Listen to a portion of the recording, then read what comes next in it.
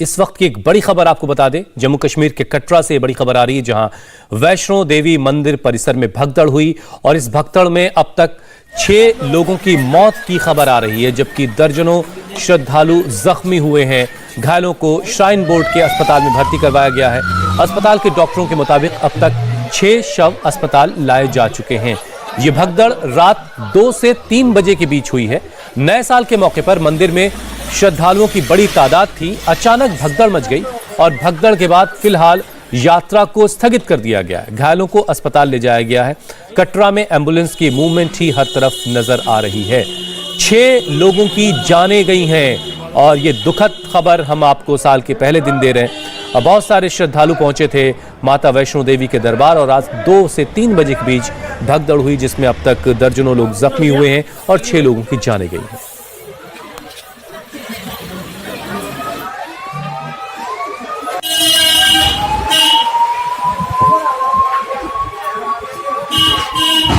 तो ये तस्वीरें आप देख रहे हैं, ये वो रास्ता है जहां से माता वैष्णो देवी के दरबार की यात्रा की शुरुआत होती है।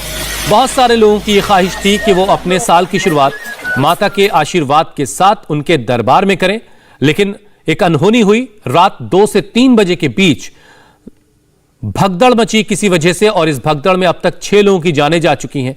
कई लोग इस भगदड़ में जख्मी हुए हैं। जो स्टम्पीड हुआ है उसमें जो कैजुअलिटीज़ हुई हैं, अभी तक CSC कटरा में 6 डेड बॉडीज़ हमारे पास पहुंच गई है। तो एग्जैक्ट जो डाटा है वो अभी मेरे पास पहुंचा नहीं है यहाँ पे। तो 6 डेड बॉडीज़ हमारे पास आ गई हैं, तो अभी उनका हम पोस्टमार्टम करेंगे, उसके बाद सर रेस्क्यू किस तरह से चल रहा है? इंजर्ड को कहाँ लेके जा रहा है? तो जो इंजर्ड हैं अभी तक उनको डायरेक्ट श्राइन बोर्ड की तरफ से नारायणा में उनको ज़ेरे इलाज किया गया है। तो एग्जैक्ट नंबर उनका भी अभी मेरे पास नहीं है कि कितने इंजर्ड हैं उसमें, लेकिन श्राइन बोर्ड ने रेस्क्यू ऑपरेशन चला के तो उनको सबों को शिफ्ट कर दिया है नारायण हॉस्पिटल। तो 6 लोगों की अब तक दुखद मौत की खबर है, जाने गई हैं 6 लोगों की और फिलहाल वैष्णो देवी की यात्रा को रोक दिया गया है। हमने सुना कि जो तमाम जख्मी लोग हैं उनको अस्पतालों में भर्ती करवाया जा रहा है और उन्हें फौरन राहत देने की कोशिश की जा रही है, लेकिन 6 लोगों की जानें चली गई हैं इस भगदड़ की वजह से। रात 2 से 3 बजे के बीच भगदड़ हुई। भगदड़ किस वजह से हुई ये भी जानकारी अभी तक प्रशासन की तरफ से नहीं दी गई है, लेकिन ये दुखद खबर इस वक्त हम आपको बता रहे हैं। 6 लोगों की जान गई है और फिलहाल यात्रा को रोक दिया गया है। घायलों को अस्पताल में भर्ती करवाया जा रहा है। और चश्मदीद क्या कह रहे हैं इस घटना को लेकर, सुनिए जरा।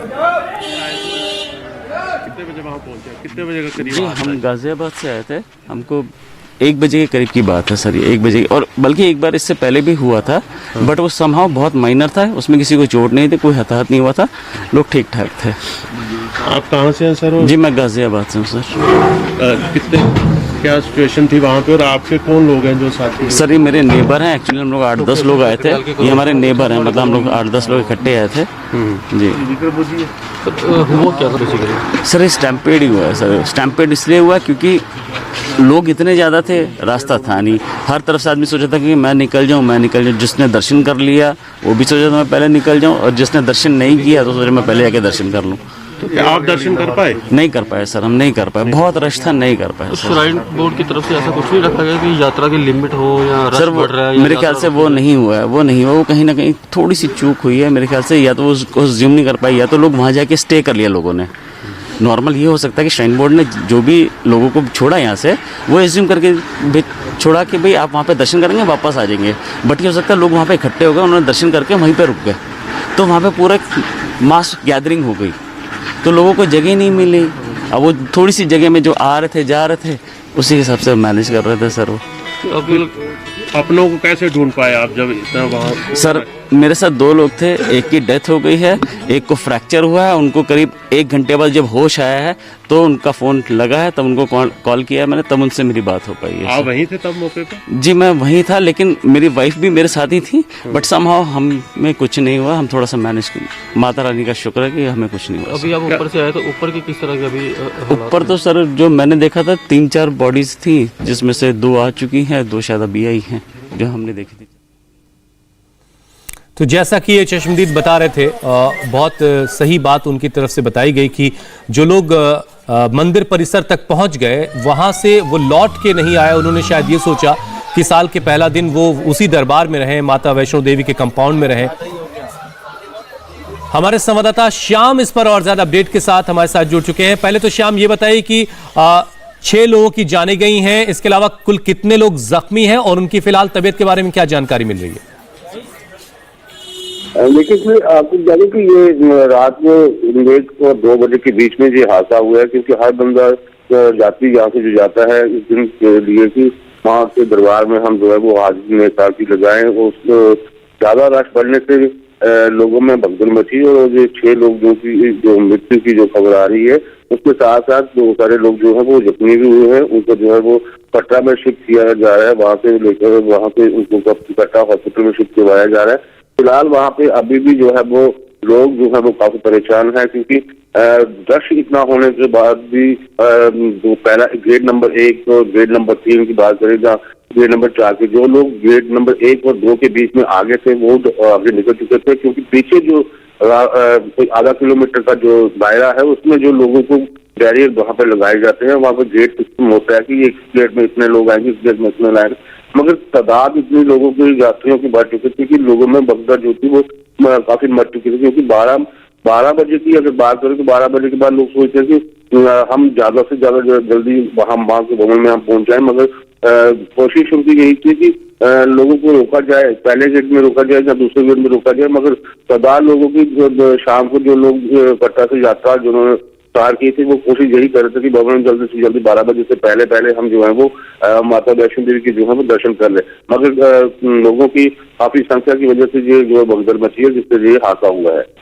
श्याम, जरा ये समझाइए कि कोरोना का वक्त चल रहा है, कोरोना का दौर चल रहा है, तो क्या कोई लिमिट रखी गई थी कि एक वक्त में मां के दरबार में इतने लोग ही जा सकते हैं, या बिना लिमिटलेस लोग जा रहे थे, कोई पाबंदी किसी तरह की नहीं थी?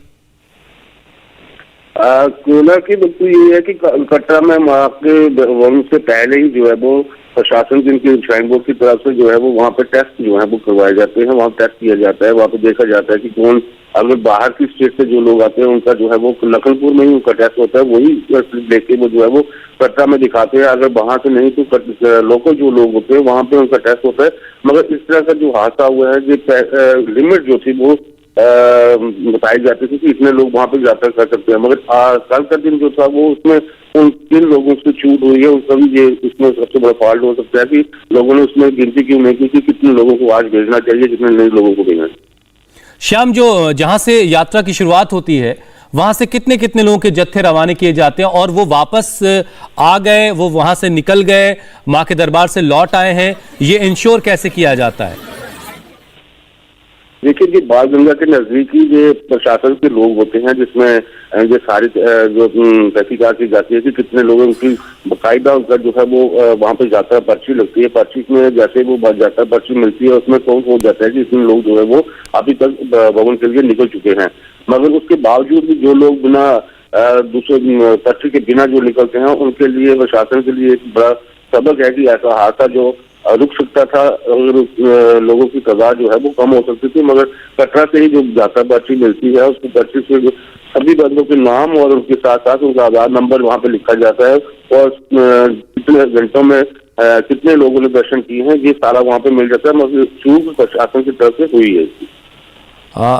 श्याम, आप बने रहिए, आपके पास हम दोबारा लौट कर आते हैं। मनीष प्रसाद भी हमारे साथ जुड़ चुके हैं। मनीष, आपके पास क्या अपडेट है? हुसैन, ये एक बहुत ही दुखद घटना है, क्योंकि कल देर रात जो श्रद्धालु हैं वो सभी माता के दरबार गए थे और वहां जाने के बाद वहां पे काफी ज्यादा भीड़ थी और उसी दौरान ये स्टैम्पीड हुई, जिसमें करीबन 6 से 7 लोगों की अभी तक डेथ की पुष्टि की गई है और उसके अलावा करीबन 20 के लगभग वो घायल लोग हैं जो कि अभी नारायण हॉस्पिटल जिनको शिफ्ट किया गया है। उसके अलावा ये संख्या और भी बढ़ सकती है।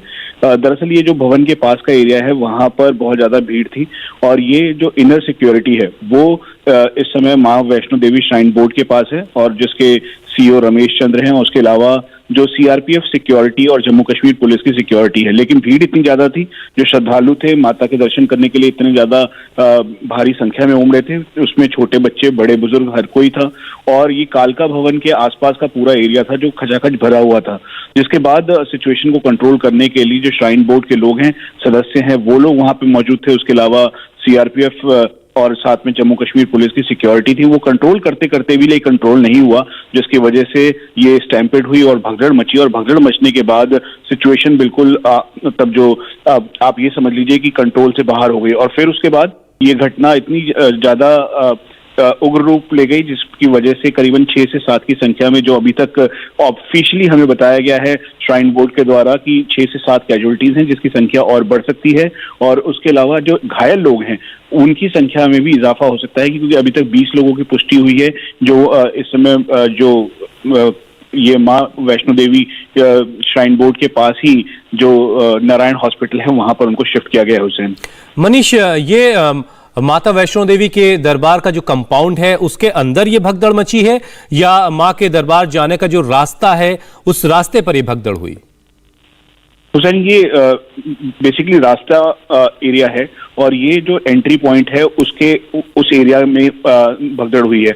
आप इसे दरबार के अंदर नहीं कह सकते, क्योंकि दरबार में एक नैरो गुफा है और उसी गुफा के जरिए अंदर जाया जाता है। दरअसल अगर माँ वैष्णो देवी का ये पूरा आप दरबार देखेंगे तो यहाँ पे करीबन 1 किलोमीटर दूर ही जो दुकानें शुरू होती हैं, फिर उसके बाद वो भवन आता है, कालका भवन है, फिर कालका भवन का जो एक और कालका भवन का दूसरा गेस्ट हाउस है वो है, फिर उसके बाद उधर से रास्ता होते हुए इसमें 2 गेट हैं, गेट नंबर 5 और गेट नंबर 3।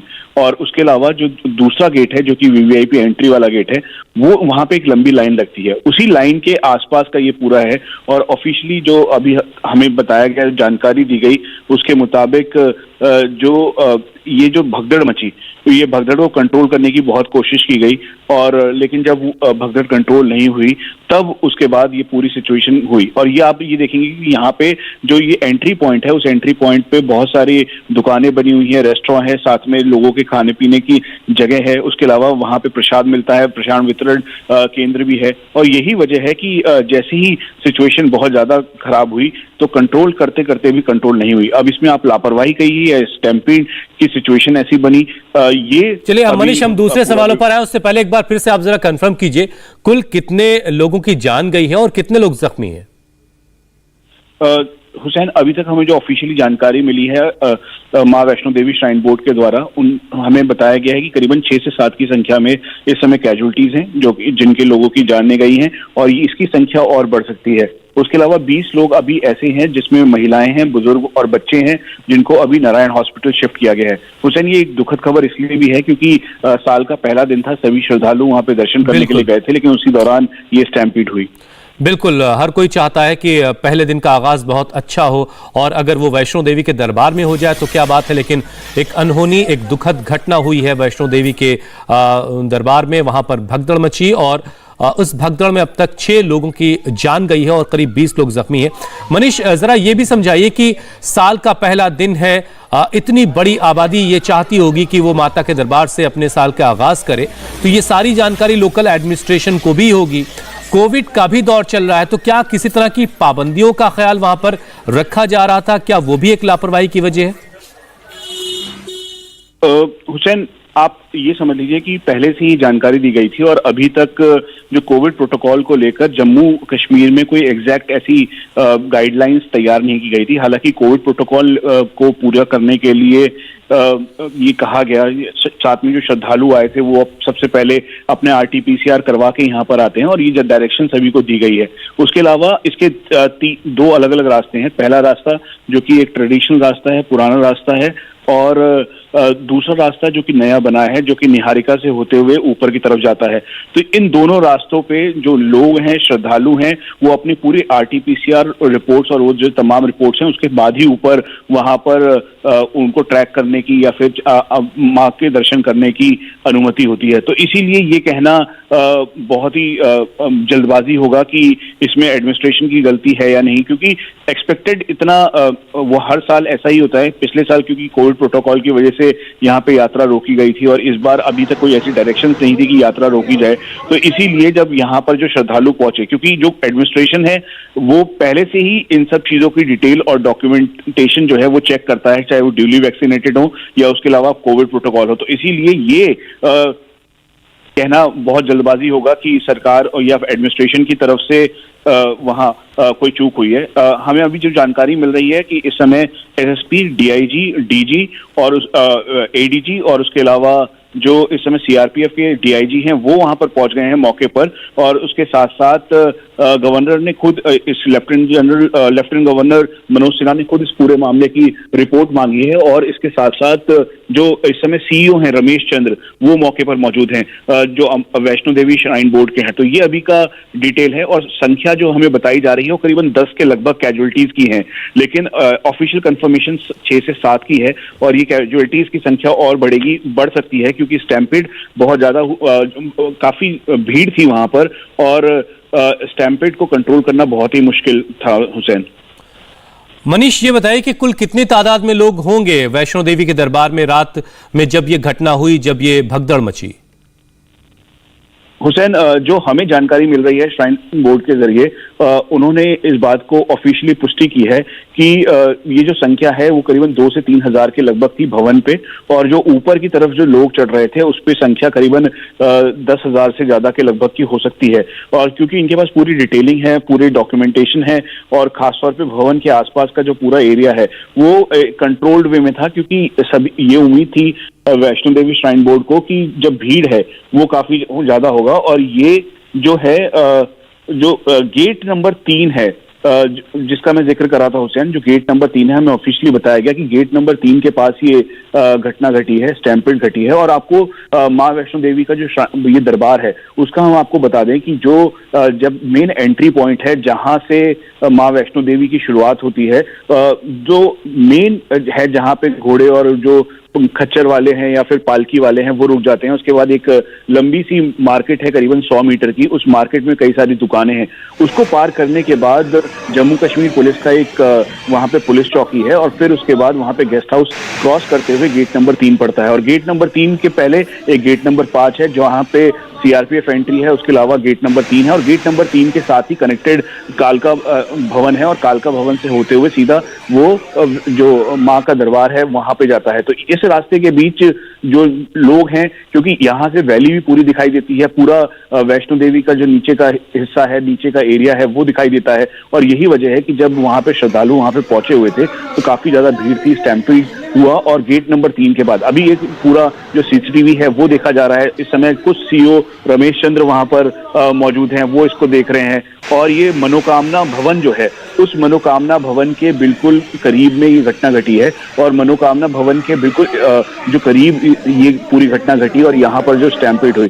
तो इसीलिए ये अभी जो है प्राइमा फेसी जो यहाँ पे जो सीनियर ऑफिशियल्स हैं वो खुद वहाँ पर मौजूद हैं, और उसके अलावा जो अभी जानकारी मिल रही है हुसैन, एक और बड़ी जानकारी मिल रही है कि संख्या और इसमें इजाफा हो रहा है, क्योंकि जो इंजर्ड लोग हैं करीबन 40 की संख्या में उनको नारायण हॉस्पिटल भेजा गया है, क्योंकि पूरा स्ट्रेच करीबन 13 से 14 किलोमीटर का है। तो इसीलिए जो दूसरा रास्ता है उस रास्ते से भेजा गया, जो वहाँ पे जो उनकी बैटरी रिक्शा चलती है, बैटरी गाड़ियाँ और साथ में एम्बुलेंस है, जो दूसरा रास्ता निहारिका से होते हुए नीचे की तरफ जाता है, उस रास्ते के जरिए जितने भी इंजर्ड हैं उन सबको नीचे भेजा जा रहा है, और नीचे भेजने के साथ साथ इस पूरे रास्ते को वैकेट करते हुए अब उन सबको जो नारायण हॉस्पिटल है वहां भेजा गया है, और जिनकी अभी जो सिचुएशन ठीक नहीं है मनोकामना भवन के पास जो आसपास का पूरा एरिया था, क्योंकि अभी रेस्क्यू एंड इवैक्यूएशन प्रोसेस चल रहा है, जो वहां पे बाकी श्रद्धालु हैं जो पीछे की तरफ थे गेट नंबर 3 के, वो अभी वापस उन्होंने रास्ता तो खाली कर दिया है लेकिन वो वापस जाने को तैयार नहीं है।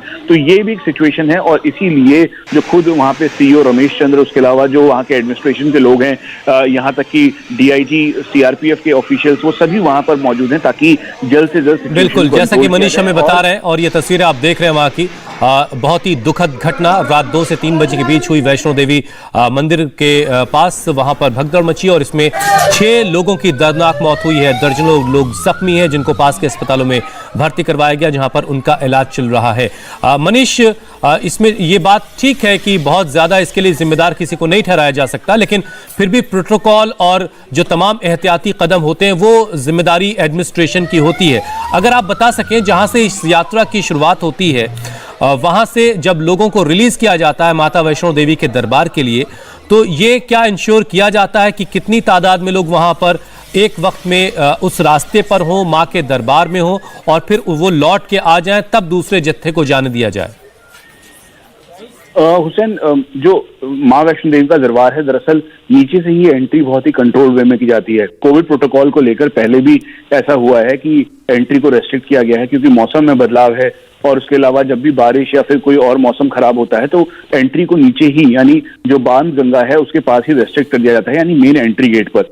इसीलिए क्योंकि कल साल का पहला दिन मनाने के लिए लोग माँ के दर्शन करने के लिए अर्ली मॉर्निंग जो आरती है उसको अटेंड करने के लिए वहां पर रात को ही पहुंच गए थे। और देर रात जब ये हुआ तो आप ये समझें कि ये जो पूरा एरिया है, खासतौर पे क्योंकि वहाँ पे भवन है, मनोकामना भवन है, उसके अलावा जो कालका भवन है, उसके अलावा बाकी जो गेस्ट हाउसेज हैं वहाँ पे जो माँ वैष्णो देवी श्राइन बोर्ड के द्वारा तैयार किए गए हैं, चाहे नीचे जो बेस पर निहारिका भवन हो या फिर उसके ऊपर और जो भवन है, इन सभी एरियाज को कंट्रोल माँ वैष्णो देवी श्राइन बोर्ड के जो सदस्य हैं वो लोग करते हैं, और ये बहुत ही कंट्रोल वे में होता है। पिछले साल की भी अपेक्षा करें क्योंकि कोविड प्रोटोकॉल था, और फिर मनीष देखिए कंट्रोल वे में होता है, लेकिन कोई नहीं चाहता कि साल का आगाज उसका इस तरह का हो। मैं भी नहीं चाहता था कि साल के पहले दिन मैं ये खबर लोगों के सामने रखूं कि माता वैष्णो देवी के दरबार में इस तरह की घटना हुई है, जहां कई लोगों की जानें चली गई, कई लोग जख्मी हैं। जिम्मेदारी तो बहरहाल किसी ना किसी की बनती है। इंडिया टीवी हर वक्त हर जगह डाउनलोड करने के लिए सर्च करें India TV news Google play store या ऐप स्टोर पर।